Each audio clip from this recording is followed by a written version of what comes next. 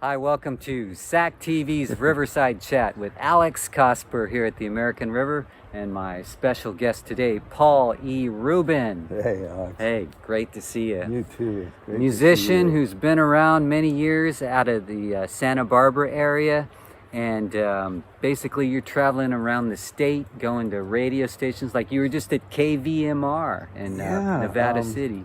My old bandmate and dear friend Kimberly Bass from my old band, some of you in the area might remember Sugar Bush from the 80s, Humboldt County band. That Kimberly brought me into the radio station up there, and we dropped off one of these. I did the artwork. New album. Right. I listened to all day today. It's rock, a lot of slide guitar. And you're the guitarist. I'm the guitarist on And this the singer. album. I played everything except the drums and the production. Really, the producer, Jared Foreman out of Simi Valley, does a lot of movies. I had to wait 9 months to get him to do this one.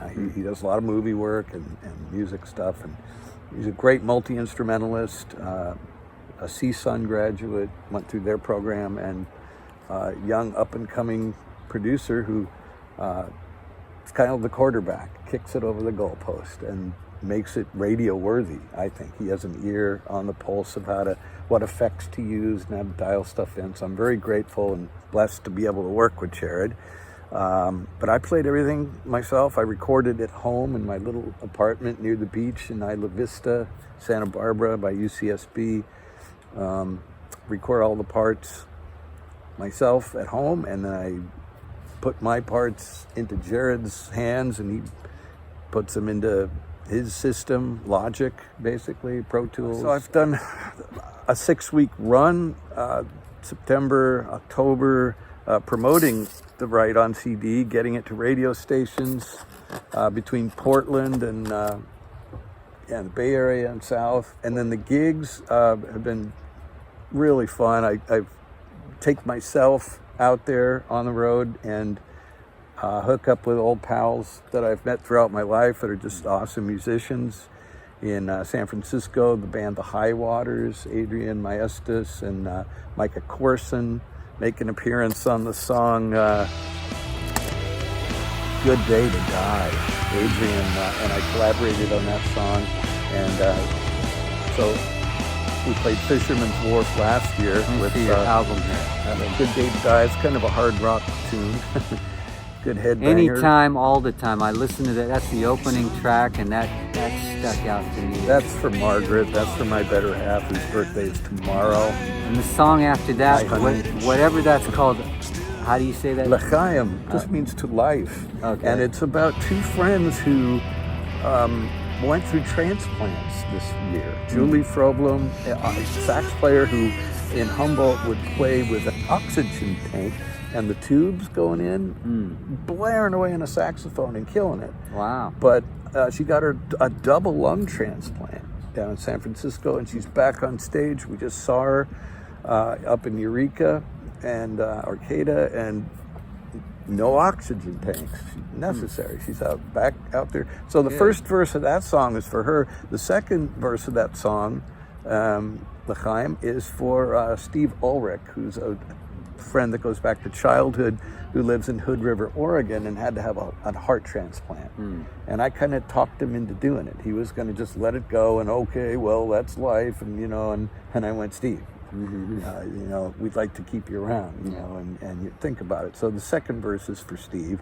The third verse is sort of science fiction about living forever, where you never die, where they download all the contents of who you are into a bio-robot, basically, and so you're like a doctor of musical medicine.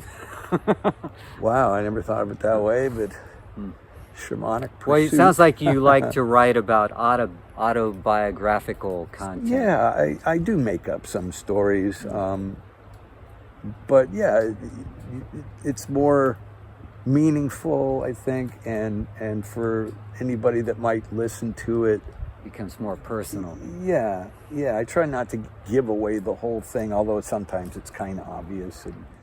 So Paul, I've known you all these years online, and finally we meet in real life here at the American River. It's always so cool to meet a Facebook friend and that, you know, that we've had interaction with online for a long time, and it's great to meet in person. So you have a new CD out in 2023, and that's Ride On. Ride On, like ride your bike Yeah. or ride it. It's inspired by my first night in London some years ago.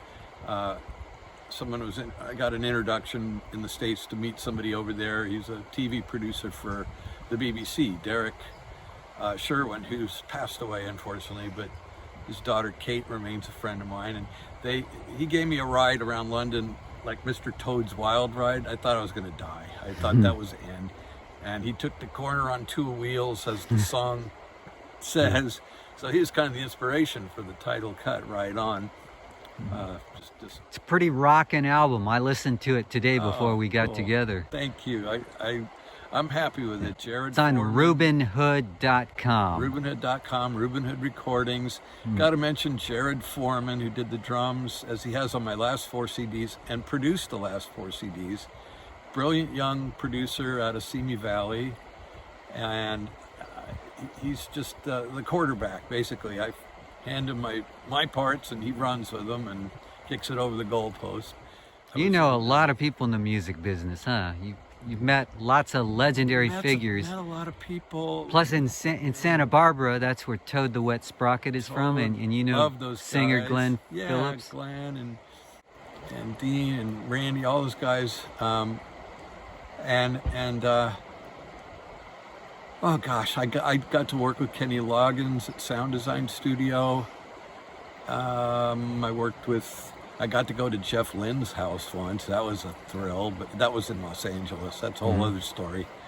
While he was with ELO or in his traveling Wilburys type days. Between the Zoom album, a guy who I played with for years on and off, Mark Mann, did the guitar parts on the Concert for George film, George's parts, and he and I had on and off played together since high school.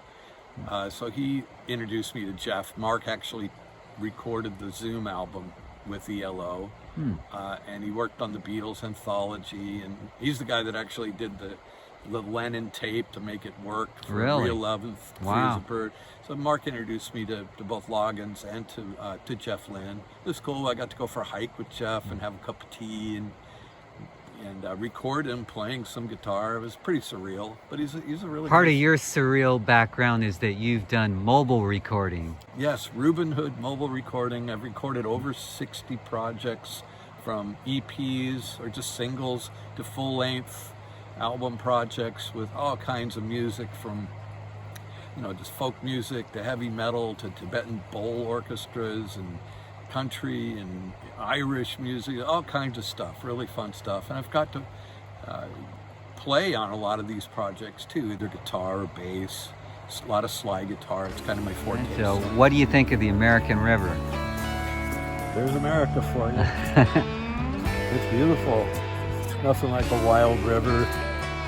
Of course, you live on the Pacific coast, right? Yeah. Right by in Isla Vista, Santa Barbara. We see the Channel Islands, and that's very beautiful.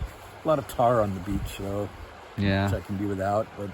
But it's still nice, close enough to home that I can just walk down there, get a few miles in every day. And getting back to nature is important, right? As important as music. It's the source. I don't think I can function without nature. Immersing myself in it and drawing inspiration from it and just feeling at one with it. Really, it doesn't take much to feel whole and instant meditation just deliver to something about water. The river is always, I wrote a song where I used the line, kind of paraphrased a line out of Siddhartha, the Hermann Hesse book. The river is always at its source and its end, and you'll be guided if you stumble along blind. It's from a song called Seashell on one of my CDs. Sounds like a boat. Originally from Humboldt, right? Originally from New York City. Oh, okay. Wow. Moved out here when I was 6 years old due to my terrible bronchial issues. We moved to Orange County when it was really just oranges. Before Disneyland? No, Disneyland was there, and that was a thrill for a 6-year-old kid. But then we lived there for a year and a half, then moved to Long Beach for 4 years, and then to the San Fernando Valley, to Northridge, Porter Ranch, northern part of LA County. And that was home until I lost my mom and dad about 9 years ago, and then we sold their home. And I've been in Santa Barbara for about 28 years now. Wow. Long time, a little too long. I lived in Humboldt for 8 years, went to college at Humboldt State, now Polytechnic. And that's my favorite place I've ever lived, in the Redwoods right by the ocean. Wonderful people and conscious environmentalism. And you're also from an environmental community, or where you live now, Santa Barbara. Of course, was where the big oil spill happened in 69 or 70. Yeah. The whole environmental movement got kicked off. Forced the government to pay attention and create the EPA. Yeah. So Paul, on this road trip that has helped promote your album Ride On, what's your goal with this? Of course, yeah. This is my 14th CD. And I've been kind of fortunate that at least one song from each one has gotten some airplay somewhere. And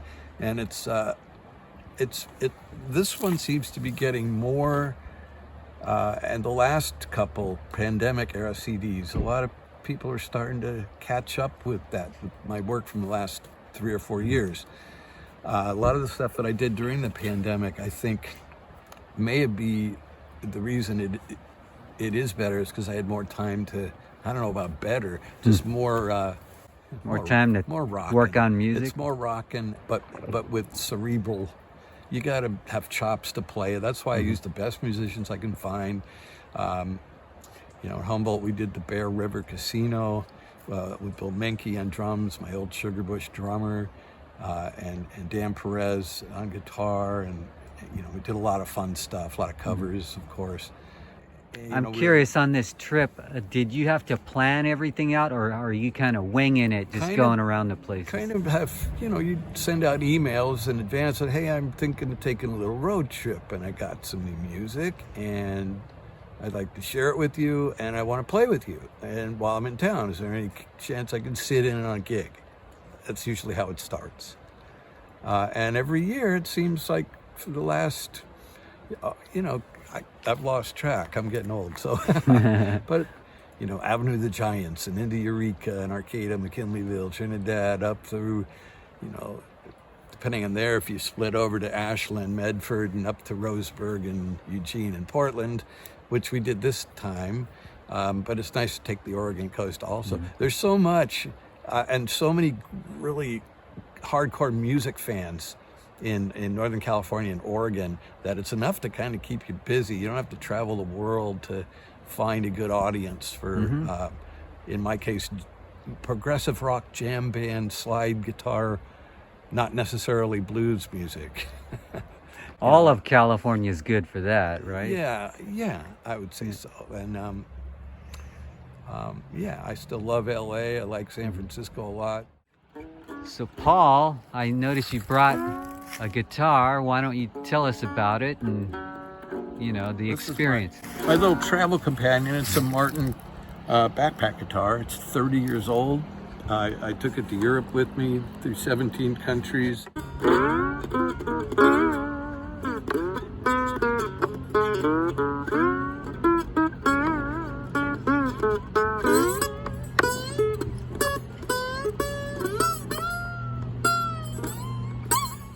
Paul, it's been great talking with you today here at the American River. It's on been SAC a pleasure. It's been an honor, a pleasure, a delight. Great. And we're looking forward to checking out more of your music in the future. For now, it's Ride On. And thanks for watching SACTV.com. Hop in the sea, pop the clutch, feel the heat.